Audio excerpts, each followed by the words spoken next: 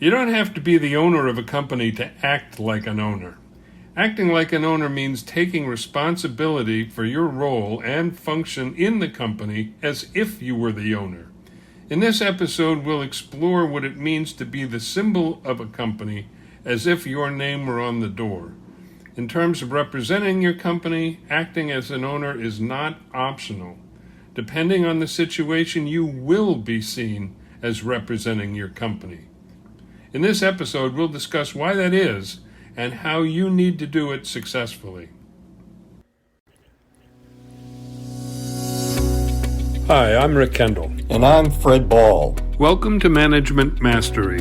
The purpose of these podcasts is to share what each of us has learned about good and bad management in our combined over 40 years of experience, both as managers and executive coaches. During that time, we've coached managers at every level in companies from Fortune 100s to brand new startups in all major businesses, including nonprofits, government, and education. So whether you're just starting in your first management position or are an experienced manager looking to strengthen your management skills, we know our podcast will be valuable to you. So let's take a little bit deeper look in what does it mean to serve as a symbol of the organization. It means you represent the company to not only the members of your team, but to everyone throughout your company and outsiders, including clients, vendors, and all stakeholders. Virtually anyone and everyone you interact with who is connected in any way with your company or industry. Keep in mind, just as Rick said, this is not optional. In any situation where you are seen as associated with your company, you will be seen as a symbol of the company. Doing this successfully, and by that we mean putting your company in the most positive light possible, requires a number of things from you. Yeah, Fred, for example, it means you need to know about the company's background and culture, the mission and vision of the company, that is, what it wants to be, how it wants to be seen, and how various divisions of the company work together. You also need to be familiar with the way the company makes money, the entire product or service line, what services does it provide to clients, the target market, and the company's competitive advantages and weaknesses. Yeah, and you need to be keenly aware of the fact that how you present yourself and interact with others, whether they're on your staff or other employees in the company or outside the company, will affect how those others perceive the company overall. And I coached a fellow who was a fanatic about this. He was head of sales for this company, and he made it a point, for example, the company, if you were flying coast to coast, would put you in first class. But he would never fly in first class because he said, I don't want to be sitting in first class when one of my clients walks by me on the way to coach because their company puts him in coach.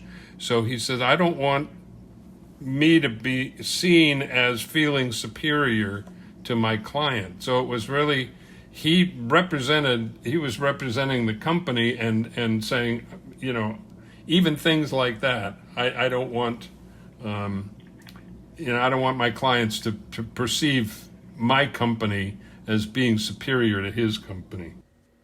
That's really a good example of how someone can become the symbol of the organization. And I'm sure that others in the company noticed that and followed suit. So regardless of the circumstances, anytime you're in a situation where your connection to the company is known, it is important that you show others that you are comfortable in your own skin and are mature. One thing that you would hope is that you are regarded as one of us or the real deal. And the important thing there when in our coaching is that it's a lot easier to show those things when you don't have a problem. When one of your people makes a mistake and you need to correct it or to do something else, it's always a good deal more difficult to do that. But you can correct someone and still maintain that you're authentic by handling it in the right manner. Yeah, and that comes down to, I think, you need to treat every person with respect, regardless of their title or position. Sometimes we've all encountered people who, will beat up on the little guy if they're under them, and will kowtow to the more senior people, and then people see through that right away.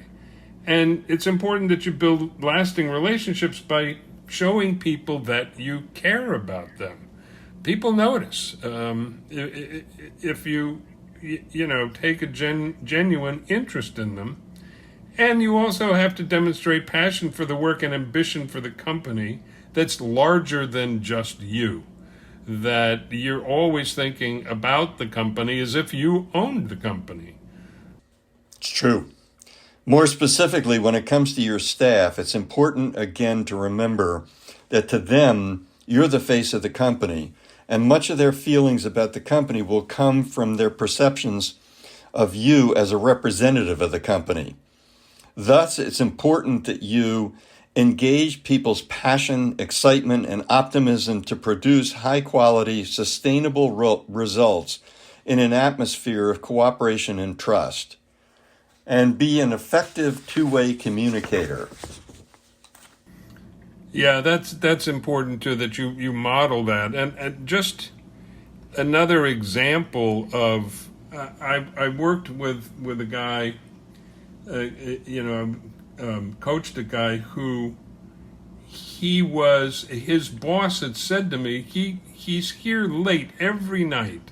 He's got a family, and I don't know what to do about it. And I talked to this person, I coached him, and I said, look, your boss doesn't expect you to be here 12 hours a day. And if you are, that means one of two things. Either you're doing something wrong, or your boss is doing something wrong, because you're getting more work than you reasonably should be expected to do within, an 8-hour day. And that worked out. I mean, this person didn't have a good sense of what was expected of him, and by coaching him and his boss, we were able to work that out so that the communication about what was expected was much clearer, and the fellow started working reasonable hours and getting an acceptable amount of work done. Many times in the coaching process, you coach both the boss and the employee. Oh, yeah. I mean, it's absolutely. And it's also important that you need to give credit to others for success and take responsibility for failure. Too often, there's a tendency to who can I blame this on, rather than how do we figure out this problem, and always recognize staff for a job well done. Again, too often, and I think in the case of the employee I was just talking about, he wasn't getting the kind of feedback that reassured him that you're doing a good job, you're doing enough, you're producing what's expected. And it wasn't until I worked with both he and his boss that he realized that he was kind of overshooting the mark, as it were. And you want to be a model, too, of self-development by setting and implementing challenging learning goals for yourself and your staff.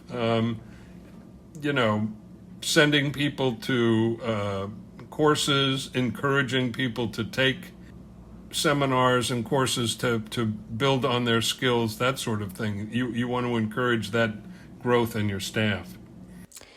More generally, you want to represent the values and strengths of the company to your team members by always striving to be confident in your decisions, make them swiftly within reason and confidently. And you have to remember, staff cannot stand decisions not being made. We deal with this off and on in the coaching because sometimes the boss wants to get a little bit more information, and sometimes you get to a point where, okay, you've got enough information, make the decision. You also want to provide objective feedback that's seeking to educate rather than to punish someone. I think Rick just mentioned a case of that. And be respectful even if the answer seems simple. Right. You forget sometimes that you have information that the other person doesn't. And so it seems obvious to you, but you need to put yourself in their place because it may not seem obvious to them. It's also great if you can create a reward program because everyone loves to feel to get recognition. So if possible, publicly recognize the achievements and milestones of each staff member. Sometimes people will have a whiteboard with the goals and the staff against each metric. So every time there's a staff meeting, it's right up there. You don't have to do it quite that graphically, but you want to recognize achievement as much as possible. But at a minimum, you want to say thank you and congratulate staff when they do, have an achievement, reach a goal, make a client happy, etc. You want to recognize that as often as possible. And you want to address potential issues before they become problems. If you can look down the road and see that something may be becoming a problem, it would be helpful. But you can also get help from aware staff members before issues arise. And sometimes it's also okay. I just had one in a coaching situation recently where a person made a mistake and then the boss realized, okay, I've got to help people to understand how to handle this situation from this point forward. So sometimes it can be a potential and sometimes it's an actual situation that happens where you then need to make a change. You need to pay attention to the needs of individuals, what staff want and need, and the attention that they need. And a kind act on your part will never be forgotten. We've talked about this over and over again. Someone's child gets sick or something and you cover for them and let them go. It's not forgotten. And you want to encourage creativity by keeping the lines of communication open. And the creativity can be done either in groups or with individuals. Yeah, I think that's very important. Too often, we don't realize that people are going to be reluctant, staff will be reluctant to tell the boss an idea or make a constructive criticism. And it's incumbent on the boss, and I've coached several people about this, that they encourage questioning. You have to actively encourage it. So that people feel comfortable doing it. And by encouraging questioning, it's not just that they may come up with another idea, but also so that they feel comfortable in getting clarity on an assignment. I worked with another manager who his staff were reluctant to ask him questions for clarification because he thought they were criticisms. And so, it meant that they had to go off somewhere else to find out what this boss wanted because what he was telling them didn't make any sense. And they were reluctant to ask questions for clarification because he would get defensive. So it works on a number of levels, that you actively encourage your staff to ask questions of what you're saying and what you're asking them to do. Now, eventually, yes, you have to say, no, we're going to do this and move on, but you want to have this open environment so people feel free to question and suggest. So even if they may not ask directly for it, and often they don't, your staff want you to provide coaching to help them improve their performance and mentoring to aid in their skill development and career direction. They want to feel that you value them and you want them to get ahead. Again, I've worked with people where they felt that their boss didn't want them to get ahead because that boss didn't want them to leave that person's organization. They didn't want them to get promoted, and this can be very demoralizing, and it will result in your good staff leaving one way or the other. So you want people to feel that you're looking out for their professional development and helping them when they need it. So it's important that as a symbol of the company, you foster and build a performance-based culture and maintain a fast, flexible, flat, action-oriented organization. You understand how to achieve success within the company, culture, operations, and workflow. You set high standards and accountability both as a producer and a corporate citizen, and you help every team member to understand their role and how it assists in achieving team success. The degree to which you're positive and enthusiastic about the company, its mission, and its people will go a long way towards your representing the company well. In summary, in this episode, we have discussed understanding the concept of serving as the symbol of the organization, the research you need, and the best way to behave in representing the company. A manager, to be effective, must demonstrate personal characteristics that are open and honest, exhibit behaviors that help to present the company well, and take actions that are in the department's best interest. We hope you have found this podcast useful and will come back again for more management mastery. If you have any comments about this or any of our episodes, or would like to find out more about our other services, including one-on-one coaching and group seminars for managers, visit our website at careercoachclass.com. Thanks for listening.